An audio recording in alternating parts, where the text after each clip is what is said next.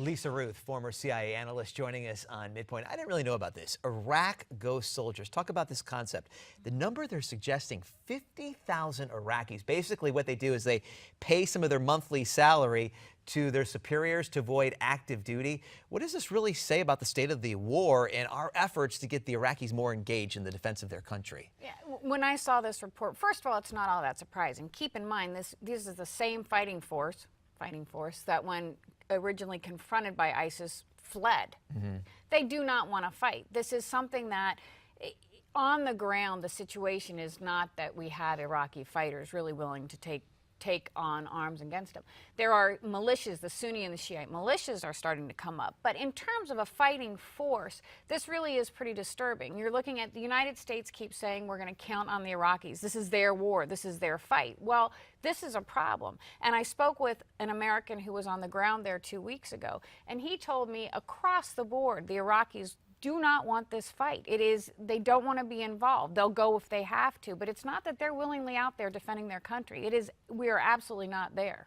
One thing that we were talking off camera is the lack of information. It seems like with North Korea and things like the interviews, the movie The Interview, pushed to the background really is the war effort in Iraq right now. Tell us, where do you think we stand? There are some victories. Some of our warplanes are shooting down key ISIS targets in Iraq and Syria. But then you're saying they are receiving some pushback too from those ISIS soldiers. Sure. Your point, first of all, the point on not a lot of information. And I do think that what's happened because of the beheadings, a lot of journalists are being really discouraged from going in. There's a news service called Vice that had somebody embedded with ISIS, and there was a German journalist who was embedded. But journalists aren't willing to take that risk. The second point is, we're getting pretty war weary already. America doesn't have a real high tolerance for hearing this back and forth and back and forth. We make small gains, but then the next day ISIS takes them back. And you can look at Kobani as a great example. And if you remember, originally ISIS was coming in and taking it over. Then we had reports that the Kurds had come in and they were pushing back ISIS. That's really very much in a stalemate. The situation has not changed a lot. It's hard to continually report things haven't changed. We had airstrikes last night that were touted as taking out some important positions, but as of today, I heard from someone very near on the ground there from a human rights source that the ISIS has moved back into those. So it changes so quickly, and it's so evenly matched for right now. It's really hard to report on that. Yeah, we want to talk about Libya a little bit because their foreign minister stated to militant groups they're trying to seize control of the country's oil resources. 850,000 barrels were lost in fires started by militants in an oil port last week. And Libya has been in turmoil since Gaddafi was ousted, with rival factions vying for control of the country, even though the current government has international banking. Now, do you think Libya is displaying all the early warning signs of the chaos that led to the current situation in Syria? Not early warning signs.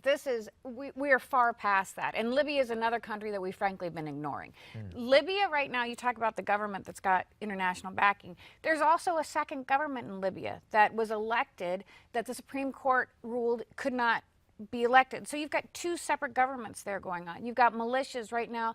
Oil production is down to 230,000 barrels a day, down from 1.3 million barrels a day. There is constant fighting. No one's really in control. The number of militias in the country, ironically, we talk about militias in Iraq and Syria, 4 or 5. Libya has hundreds and thousands of them.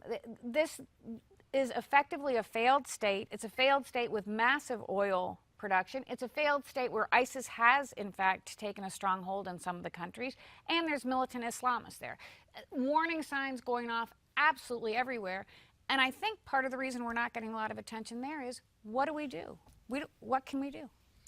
There's conflicting information. Is ISIS well-equipped and well-financed? Because there are other reports coming out of the region that right now, they're living in, some of their soldiers are living in squalor. Absolutely. Some of them are, but their leadership is not, and they are incredibly well-funded. The question is how far that trickles down, and they do have very, very advanced weapons. All right, we want to hear from you on these issues. Thanks so much to Lisa Ruth for all that information.